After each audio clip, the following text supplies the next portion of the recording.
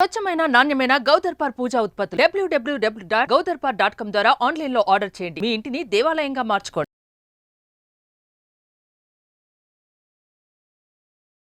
నమస్కారం, నేను మీ జాహ్నవి. మనతో ఉన్నారు ప్రముఖ జ్యోతిష్య వాస్తు పండితులు, అగ్ని ఉపాసకులు, భారతి శంకరపీఠ వ్యవస్థాపకులు, బ్రహ్మశ్రీ అన్నవరపు తిరుపతి మూర్తి అవధాని గురువు గారు. మాట్లాడదాం. నమస్కారం గురుగారు. ఓం శ్రీ మహాగణాధిపతయే నమః. గురుగారు, శ్రావణ మాసంలో దాదాపు అన్ని పండగలే, ప్రతిరోజు ఒక పండగ వాతావరణం. అందున పౌర్ణమి, ప్రతి నెల వచ్చే పౌర్ణమికి చాలా విశిష్టత ఉంటుంది.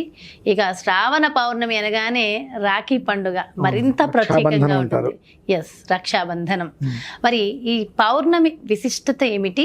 రక్షాబంధనం నాడు అసలు అంటే రాఖీ కట్టే విధి విధానాలు, అసలు పూర్తి వివరాలు ఆ రోజుకు సంబంధించి ఇవ్వండి. అంటే లక్ష్మి మన ఇంటికి రావాలన్నా, ఆ అక్క తమ్ముళ్ళ అనుబంధం బాగుండాలన్నా అసలు ఆ రోజు ఎలాంటి నియమాలు ఆచరించాలి, ఏ విధి విధానాల్ని ఫాలో అవ్వాలంటారు? శ్రావణ్యాం పౌర్ణమాస్యాం ఆధీతానాం ఛందసాం సవీర్యత్వాజా. శ్రావణ పౌర్ణమి అనగానే మా ఇళ్లలో ఉపనయనం చేసుకున్న ప్రతి ఒక్కరికి ఇక్కడ ఉపాకర్మ చేసి వేద పాఠశాలకి పంపిస్తారు. ప్రధానంగా వేద పాఠశాలలో జాయిన్ అయ్యేటువంటి వాళ్ళకి గర్భాష్టమంలో ఉపనయనం చేసి వైశాఖ మాసంలో ఈ యొక్క శ్రావణ మాసంలో ఉపాకర్మ చేసి పాఠశాలకి పంపిస్తూ ఉంటారు నార్మల్గా. ఇది మాకు జరిగేటువంటిది. అయితే లోకంలో జరిగేటువంటిది ఒక విచిత్రమైన ఘటన. ఏదైతే కనుక పూర్వ విధానంలో చెప్పబడి ఉంది దాన్ని పూర్తిగా పక్కన పెట్టేసేసి మనకు నచ్చిన విధానాన్ని మాత్రమే మనం అనుసరిస్తున్నాము. అది మీకే చెప్తున్నా. కొంచెం జ్ఞానం అనేటువంటిది మన కనుక భగవంతుడు ఇచ్చినట్లయితే, ఆ మేధస్సుతో ఆలోచించినట్లయితే, నేను చెప్పేటువంటిది నిజమా అబద్ధమా, అది ఎంతవరకు వాస్తవం అనేటువంటి విషయం మీ విజ్ఞతకి నేను వదులుతున్నా. చెప్పవలసిన బాధ్యత నాకుంది. విని తెలుసుకోవాల్సినటువంటి అవసరం మీకు ఉన్నది. మన మీద రుద్దబడిన విషయాలు నేను మీకు చెప్తున్నా. రక్షాబంధనం అంటే అసలు ఏంటమ్మా? రక్షాబంధనం అంటే ఏంటి అసలు తెలియదు, మన ఎవరికి తెలియదు. అన్నా తమ్ముళ్ళు అదే తప్ప ఇంకెవరికి ఏమీ తెలియదు. రక్షాబంధనం అనగా ఎవరైతే కుటుంబాన్ని పోషిస్తూ రక్షిస్తూ ఉన్నారో ఆ వ్యక్తికి ఎలాంటి ఇబ్బందులు కలగకుండా రక్షగా వచ్చేటువంటిదిగా ఒక రక్ష కట్టడం, బంధనం చేయటం. అది ఒక రకంగా వాస్తవ విధానం చెప్పాల్సి వస్తే, ఒక వ్యక్తికి వివాహమైంది, 4 సంతానం ఉన్నారు, 2 ఆడపిల్లలు 2 మగపిల్లలు, 4 సంతానం ఉన్నారు, భార్య, అతని పైన తల్లి తండ్రి ఉన్నారు. అతని క్షేమాన్ని కోరి, అంటే అతను ఒక్కడు ఇంటిల్లి పాదని కుటుంబాన్ని పోషిస్తున్నాడు. అతనికి ఏదైనా జరగడానికి జరిగితే ఇటు 4, అటు 2, 6, భార్య 7 రోడ్డు మీద పడతారు. అవునా కదా? ఆ ఒక్కడు చక్కగా నిలబడితే కుటుంబం మొత్తం క్షేమంగా ఉంటుంది. కనుక శ్రావణ పౌర్ణమి రోజు నాడు అంటే విశేషమైనటువంటి శ్రవణ నక్షత్ర యుక్తం అనేటువంటి దాంట్లో శ్రావణ పౌర్ణమి వస్తుంది. కనుక అమ్మవారికో ఈశ్వరుడికో ఆరాధన చేసి ఆ తాడుని తీసుకొచ్చి ఆ భార్య భర్తకి కట్టాలి. భార్య భర్తకి కట్టేది చెప్పేది పూర్తిగా వినండి. భార్య ఆ భర్తకి కట్టాలి. ఎందువలన? రక్ష. నీకు ఏ నష్టము కష్టము రాకుండా నువ్వు క్షేమంగా ఉండాలి. నీ క్షేమమే మా ఎదుగుదల. నువ్వు క్షేమంగా ఉంటేనే కుటుంబం మేమందరం చల్లగా ఉంటాము. కాబట్టి నువ్వు క్షేమంగా ఉండాలి భగవంతుడి అనుగ్రహంతో అని చెప్పి ఆ భార్య ఆ ఒక్క భర్తకి కట్టాలి. ఆ కొడుకు, నాన్న నువ్వు చల్లగా ఉండాలి, నువ్వు ఉంటేనే మేము చదువుకోగలుగుతాం అని చెప్పి ఆ కొడుకు లేదంటే కూతురు తండ్రికి కట్టాలి.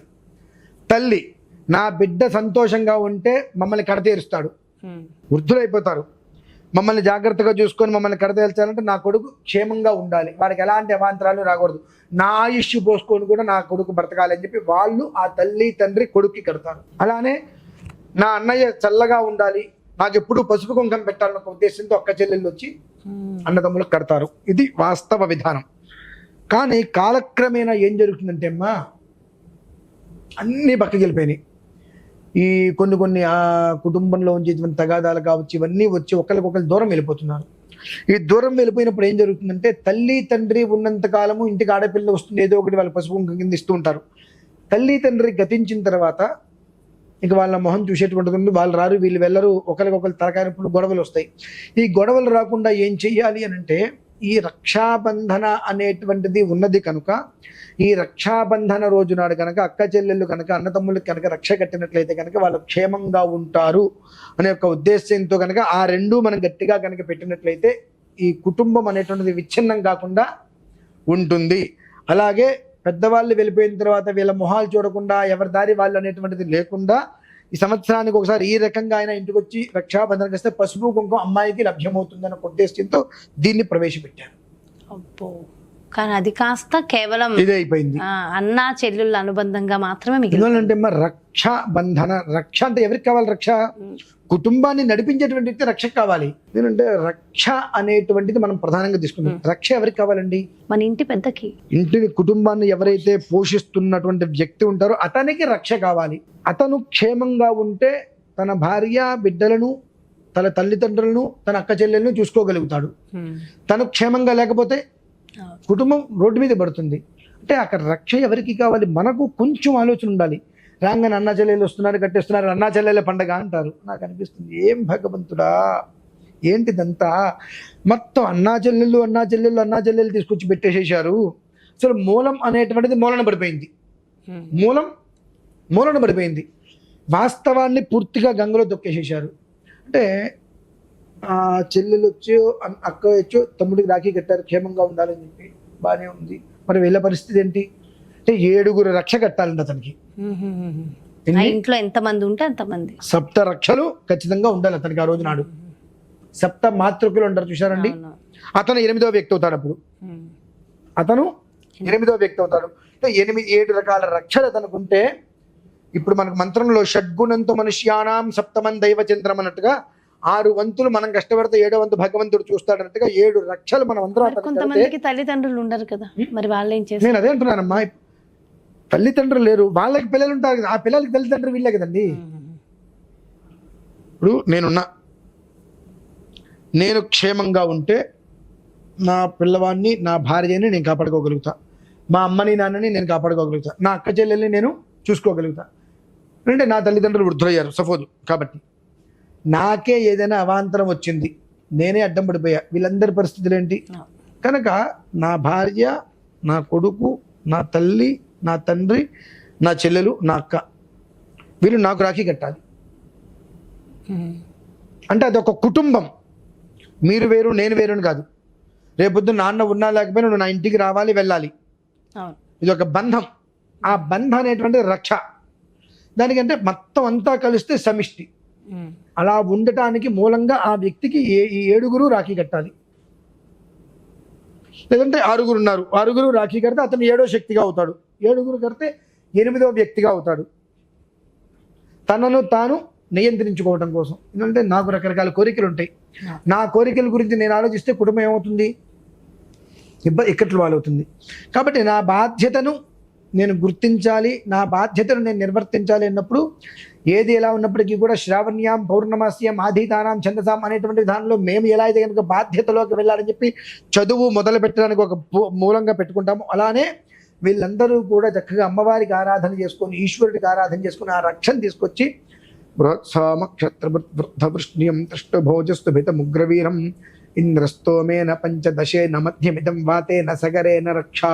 అలాగే ఈ పురుషుడు కూడా తల్లికి కట్టవచ్చు రక్ష, భార్యకి కట్టవచ్చు. ఎందువలన? నేను బయటికి వెళ్ళి సంపాదించుకుని తీసుకొచ్చి ఇంట్లో పడేస్తా. ఆ ఇల్లు చూడవలసింది ఎవరు? ఇల్లు గడపవలసింది ఎవరు? ఆమెకి ఇబ్బంది లేకుండా, అనారోగ్యాలు రాకుండా ఉంటేనే కుటుంబాన్ని నడపగలుగుతుంది. కాబట్టి నేను నా భార్య కట్టాలి. అంటే ఒకరికి ఒకరు, నా రక్ష నువ్వు, నీ రక్ష నేను కాపాడుకోవాలి. అంటే ఒకరి యొక్క జీవితం గురించి ఒకరు ఆలోచిస్తూ ఉంటేనే ఆ కుటుంబం అనేటువంటిది ఇలా నిలబడి ఉంటుంది. లేకపోతే ఒక చీపిరి పుల్ల పెట్టుకోండి, ఇలాంటి విరిగిపోతుంది. 2 చీపిరి పుల్లలు విరిగిపోతాయి. 3 అదొక 10 చీపిరి పుల్లలు పెట్టుకోండి, కొంచెం అది చీపిరి కట్ట పెట్టుకోండి. మరి అందులో ఉంది ఒక్కొక్క చీపిరి పుల్లే కదా, సమిష్టి.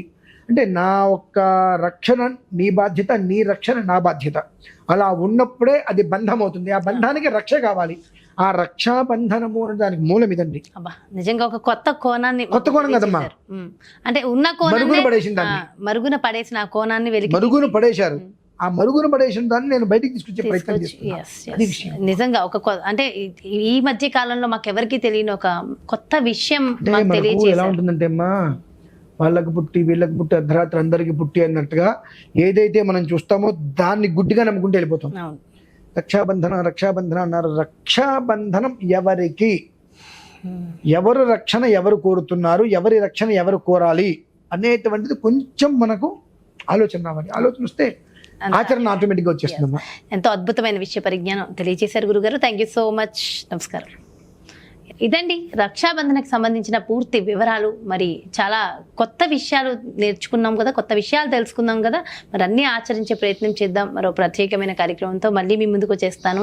మరి అదేవిధంగా మీ యొక్క జాతకానికి సంబంధించి కానీ, లేదంటే మీ ఇంటి వ్యాపార వాస్తుకు సంబంధించి కానీ, అలాగే లోక సంక్షేమం కోరి గురువుగారు నిర్వహించేటటువంటి ప్రత్యేకమైన పూజలు, హోమాలలో మీరు కూడా పాల్గొనాలి. వివరాలు కావాలి అంటే క్రింద డిస్ప్లే అవుతున్నటువంటి నెంబర్స్కి కాల్ చేసి డీటెయిల్స్ తెలుసుకోండి. నమస్కారం. సుమన్ టీవీలో మీ పర్సనల్ అండ్ బిజినెస్ ప్రమోషన్స్ కోసం కింది నెంబర్కి కాంటాక్ట్ చేయండి.